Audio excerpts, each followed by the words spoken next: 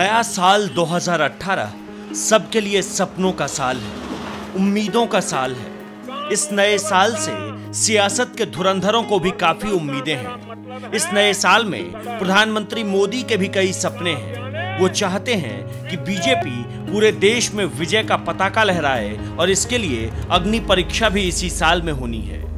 देश के कई राज्यों में 2018 में विधानसभा के चुनाव होने हैं और ये चुनाव बीजेपी के लिए इसलिए अनिवार्य है क्योंकि एक साल के बाद देश में लोकसभा के चुनाव होने हैं और पिछले कुछ सालों की तरह ये साल भी पीएम मोदी के लिए शानदार होगा।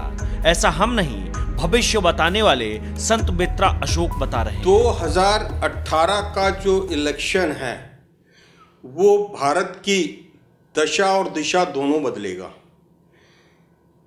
भारत की जनता ने मोदी जी को जिन चीज़ों के लिए चुना था वो सब उस कसौटी पे वो पार होते नज़र आ रहे हैं, क्योंकि उन्होंने जो 3 मुद्दे लिए, जो इमीडिएटली जो लिए हैं, पहला था उनका डिमोनेटाइजेशन, दूसरा जीएसटी और तीसरा ये ट्रिपल तलाक को अगर लेते हैं। और उसके बाद जो है सबसे बड़ा मुद्दा जो भारत का है वो है आतंकवाद और विघटनकारी ताकतों से छुटकारा दिलाना, जिस पे जो है बहुत ही एग्रेसिवली काम हो रहा है।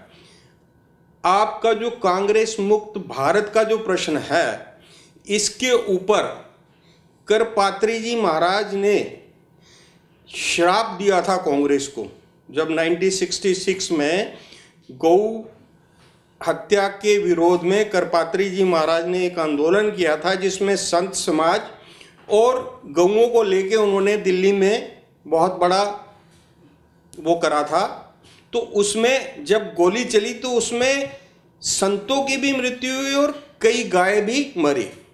संतों की मृत्यु पे वो इतने परेशान नहीं थे जितने गाय की मृत्यु पे थे। तो उन्होंने ये श्राप दिया था कि इस पार्टी का अंत, हिमालय से एक सन्यासी आएगा जो राजनीति में आएगा और इसका जो है अंत करेगा।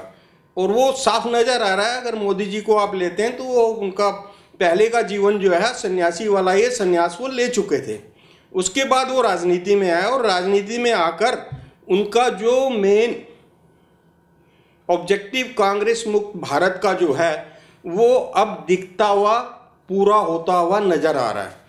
2018 के इलेक्शन में अगर मोदी जी या भारत के इलेक्शन असेंबली और लोकसभा 2018 में अगर इकट्ठे होते हैं, जो 8 सितंबर से लेके 25-26 सितंबर के बीच में अगर होते हैं, तो वो जो समय है उस टाइम में चंद्रमा कहीं वृश्चिक राशि में जब ट्रेवल करेगा, उस टाइम अगर ये इलेक्शन की घोषणा होती है तो करपात्री जी महाराज का वो जो श्राप है वो कांग्रेस मुक्त भारत का वो पूरा नजर आ रहा है कि वो पूरा हो जाएगा, क्योंकि उसी डेट्स में सितंबर अक्टूबर के बीच में गोपाष्टमी भी पड़ रही है। तो कांग्रेस मुक्त भारत का सपना अगर इलेक्शन लोकसभा के सितंबर 8 से लेके 26 के बीच में होते हैं तो बीजेपी को 299 सीट्स मिलेंगी और एनडीए जो है 408 प्लस लेगा। कांग्रेस 40 के अंदर सिमटेगी और जो यूपीए है वो 126 के अंदर। तो ये इसके बारे में 2018 के बारे में।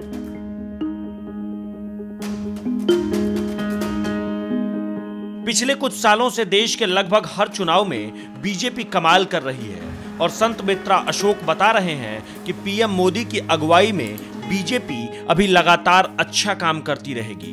ये संकेत पूरी पार्टी के लिए बहुत अच्छा है और बहुत अच्छा है प्रधानमंत्री नरेंद्र मोदी के राजनीतिक भविष्य के लिए।